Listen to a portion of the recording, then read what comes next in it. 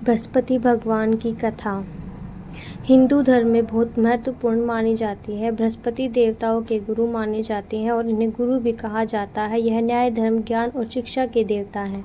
बृहस्पति ग्रह इन्हीं के नाम पर है। नीचे बृहस्पति भगवान की एक प्रसिद्ध व्रत कथा दी जा रही है। बृहस्पति व्रत कथा पुराने समय की बात है। एक नगर में एक अत्यंत धर्मपरायण ब्राह्मण रहता था। उसकी पत्नी बहुत ही धार्मिक और दान पुण्य में रुचि रखने वाली थी।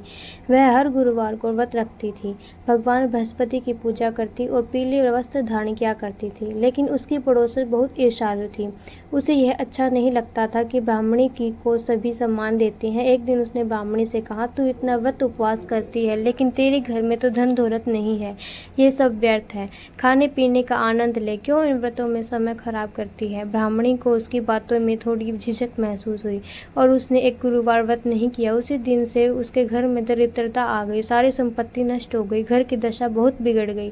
एक रात बृहस्पति भगवान उसके स्वप्न में आए और बोले, तूने मेरे व्रत को त्याग दिया, इसीलिए तुझे ये कष्ट मिला रहा है। यदि तू पुनः श्रद्धा से मेरे व्रत करे तो तुझे फिर से सुख समृद्धि प्राप्त होगी। सुबह होते ही ब्राह्मणी ने संकल्प लिया कि वह फिर से पूर्ण श्रद्धा से भाव से बृहस्पति का व्रत करेगी। उसने फिर से पीले वस्त्र पहने, केले के पेड़ की पूजा की, पीले चावल और हल्दी का भोग लगाया। कुछ ही दिनों में उसका घर पूर्ण समृद्धि से हो गया। पड़ोसन ने यह सब देखा और वह भी बृहस्पति भगवान की भक्त बन गई। व्रत विधि: गुरुवार के दिन सूर्योदय से पहले स्नान करें, पीले वस्त्र पहने और भगवान विष्णु को बृहस्पति की पूजा करें। केले के पेड़ की पूजा करें, जल चढ़ाए, हल्दी और चंदन को अर्पित करें, चने की दाल, पीले मीठे पकवानों का भोग लगाएं, व्रत कथा पढ़ें और अंत में आरती करें।